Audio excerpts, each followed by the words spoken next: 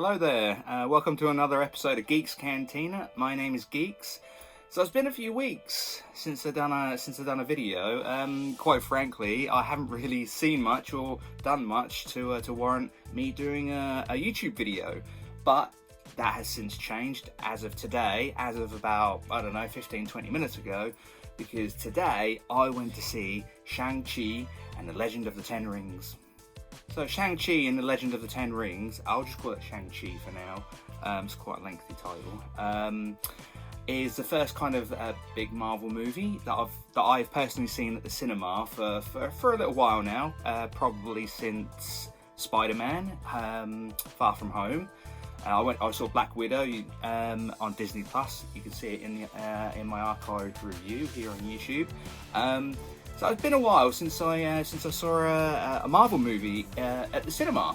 So I can honestly say I've really enjoyed their Marvel's post-Endgame projects. You got Spider-Man, Far From Home, Black Widow, and apart from all the controversy that surrounded that film currently at the moment, and Marvel and Scarlett Johansson and all their issues there. I've also enjoyed their smaller projects that are on Disney Plus. You got Loki, Falcon and Winter Soldier, but the most enjoyable one for me was WandaVision. Marvel, they've been kind of dabbling in the small screen stuff, and successfully, I might add. I've enjoyed all of those stuff on Disney Plus, but like I say, this is the first big project of Marvel's that I've watched in quite some time at the cinema, and I have to say I was very, very lazy with I watched the first trailer for Shang-Chi a while back, and I wasn't blown away by it. I have to be honest; it just felt like a generic Marvel movie. And it didn't really blow my skirt up. I wasn't really blown away by the trailer, so I didn't really have a lot of interest in it, if I'm really honest. I don't know the character, I don't know the story, the backstory, or anything like that. So I absolutely had zero expectations coming into this movie, except I knew I'd be fairly entertained because it's a Marvel movie, so you expect quite a high level of entertainment from one of those, even if you don't know what it is you're watching. And I think one of the biggest things is with Marvel projects at the moment is that, Avengers Endgame, Infinity War and Endgame was such a huge thing that I, for one, felt a little bit fatigued. I felt a little bit after Endgame, because it hit such a peak with all of these characters that we've been in love with for so very, very, very long time. It felt like a long time. It's been about 10 or 11 years, but that's a long time as far as the movie franchise is concerned, and the amount of movies that's in that franchise. So after Endgame, I haven't really been fully on board on the Marvel train, chewing into the future. But so like I said, my expectations were pretty low when I went to see this film. I'm going to save myself a little bit of embarrassment here, because I'm not going to go through all the cast, because quite frankly, I'm not really up on my Asian names, and I just don't want to butcher the pronunciations of their names. But suffice it to say, the cast in this film were incredibly good. The gentleman who plays Shang-Chi was very, very likable. I was very, very much on board with him. And the comic relief of the movie was Katie. She was incredible. She was so good, and she had a couple of one-liners which had me cracking up. And there was a couple of other characters that kind of pushed it along a little bit. But for me, the reintroduction of Ben Kingsley into the movie was just a show stealer for me. Iron Man 3 was one of my weakest Marvel movies. I think it's one of the most weakest Marvel movies. And having Ben Kingsley in it seemed a little bit off and didn't quite fit together nicely. But having him in Shang-Chi, he was a scene stealer. He wasn't in it a huge amount. He's in the latter half of the movie, and he's not in it a huge amount, but the scenes that he's in are pretty important, and he just chews it up, and I love it. He's so good. So the story-wise, plot-wise, it was all right. It was okay. It was a family story, a lot not unlike what they did with Black Widow. It's very much to do with the family unit, about loss of a family member and grief and estranged family members. All these things you'd expect from a drama, and much like Black Widow. But obviously thrown into this martial arts Marvel movie. Marvel does martial arts, and it does martial arts very well, I might add, but we'll get into that a little bit later on. So, there's an estranged father and son story, an estranged father and sister story, an estranged brother and sister story, a grieving family, blah-de-blah-de-blah-de-blah. So, it puts a bit of drama into the story, and the villain, I'm not going to go into any spoilers here, so don't worry, but the villain is, his motives are understandable, relatable to anyone who's lost any loved one, can really relate to this gentleman, except he's got the power of the 10 rings, and these weapons are pretty awesome. I can't really say much more about the story, because I don't want to go into spoiler territory, because I don't want to ruin it to anyone, but suffice it to say, the story does start off a bit loose, a little bit wet for me, a little bit namby-pamby. The story didn't really pull me in much to begin with, but the further the movie progresses, the more interesting the story becomes, the more intriguing the plot becomes. For me, anyway. Again, this is my experience, not necessarily anyone else's, but this is my experience. So as the movie went along, it became a little bit more interesting. It had a bit of a slow start. Story-wise, not action-wise or anything like that, but story-wise, it kind of took a little bit of shoving, a little bit of patience for the story to really kick in. But when it did kick in, I was really drawn into it. I was really rooting for these characters, even the bad guy to a degree. I kind of felt his story was a little bit relatable. And I think it's more down to the performance than anything else. The performances were very real. A lot of it was played pretty straight. There was a lot of laughs. There's always comedy in Marvel movies. You never find a Marvel movie that is deadpan all the way through.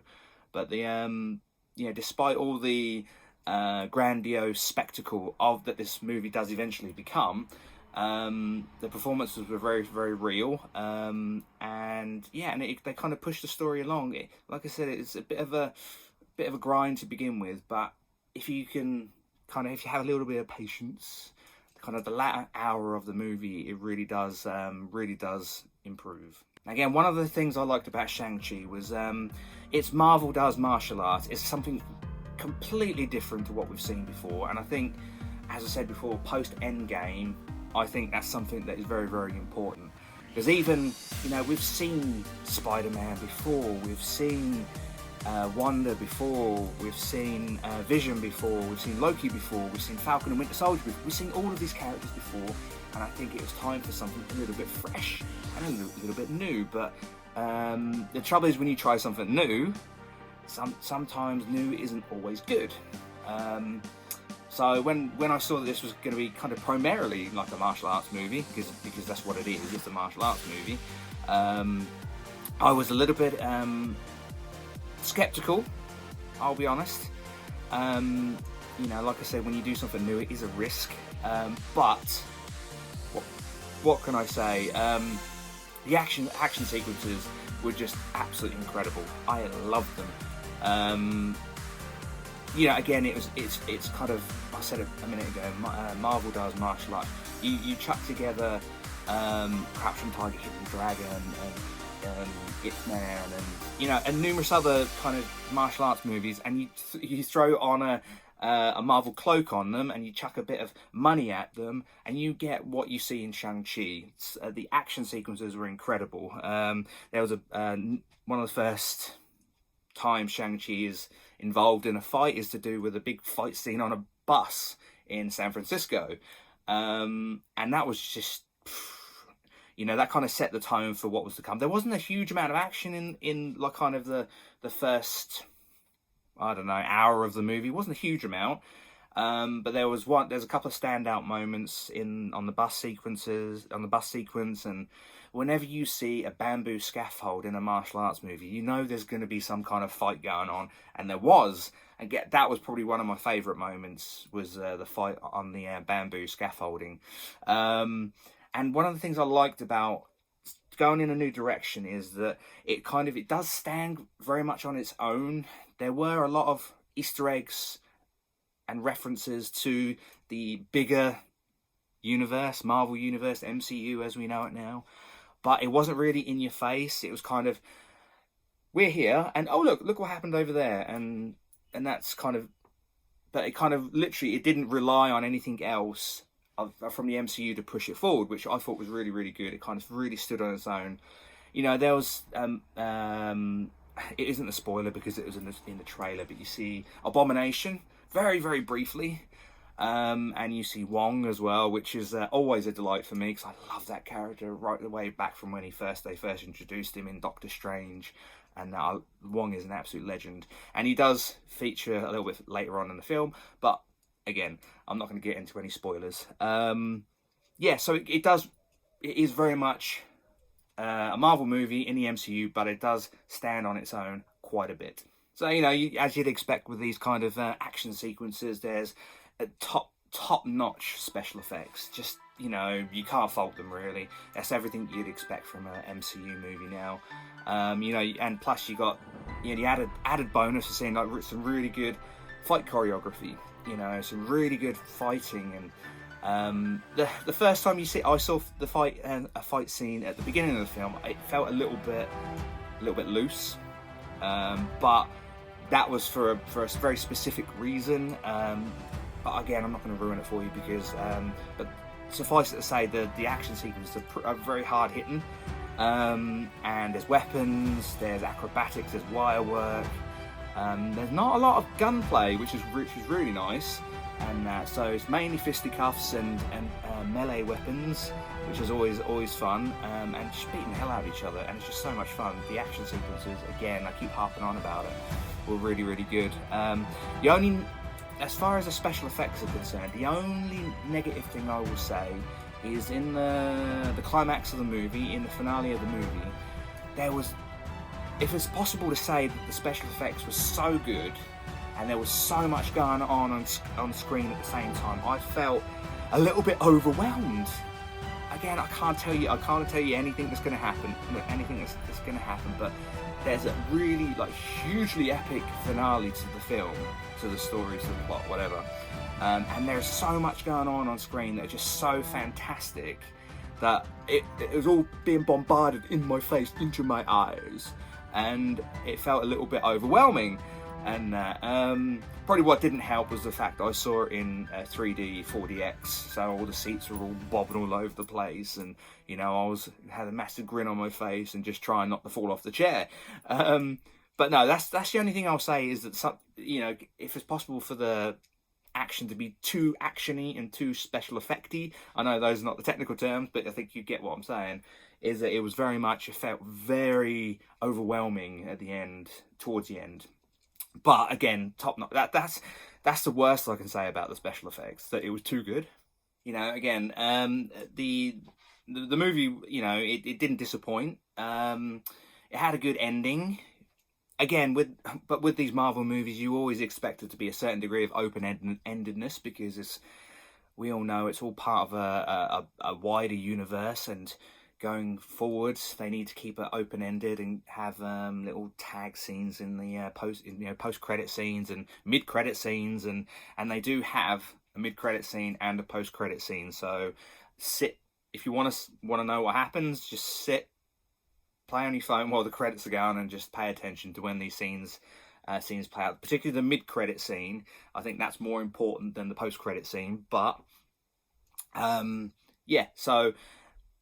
The story has a decent ending. There is a finale and a clear-cut ending to the story, and that. But again, it's just a stepping stone to get Shang-Chi to where he needs to go, and I'm not going to tell you where that is. So, you know, at the beginning of the video, I spoke quite a bit about Marvel fatigue, Marvel movie fatigue. and not really having much interest in the film, well, as you could probably ascertain from my ramblings, is I really did enjoy this film. And I think the biggest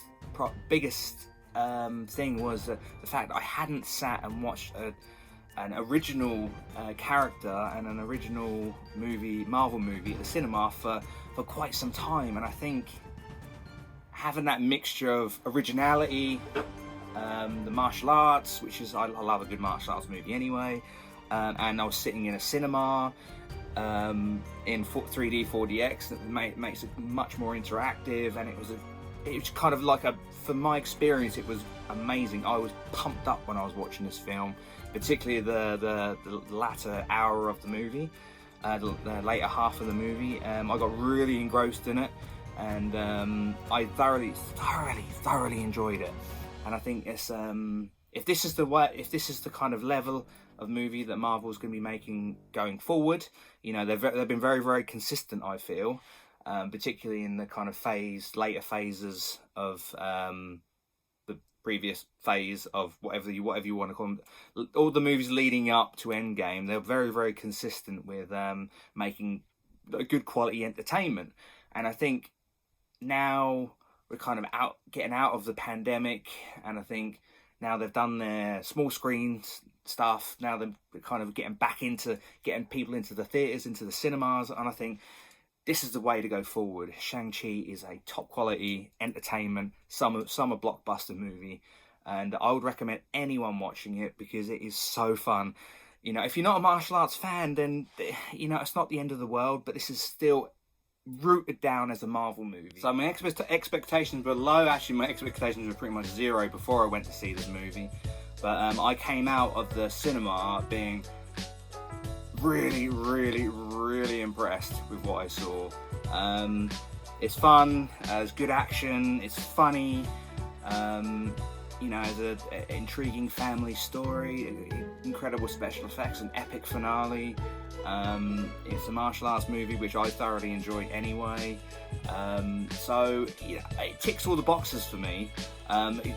Some of the, you know, the story was a little bit plodding to begin with, and some of the special effects were really kind of in your face at the end of the movie. Probably what didn't help was also I saw it in 3D as well, but you know, literally in your face. But you know, if those are the negative things I'm going to say about it, then so be it. But as far as a rating is concerned, yeah, I would say it's up there with one of my favourite MCU movies, and that's saying a lot. So I would actually give this a really good solid 9 out of 10. Yeah, I'm going to put it up there. Editing, I'm going to put it up there. 9 out of 10. Just for sheer entertainment, you know. It really surprised me how much I enjoyed it. It really did. Or maybe this is the learning experience for me. Is maybe this is a little kick in the backside for me to say, get back on the Marvel train, because we're back and we're pushing forward. And just as a little side note, I saw the new trailer for Eternals. Again, it's another one I've not really had any interest in. It's not really one I know anything about. But when I saw the trailer in the cinema, I've seen the trailer before, but when I saw the trailer in the cinema, I'm actually really excited about seeing it now. So I think for me, there's something really special about watching these movies in the cinema.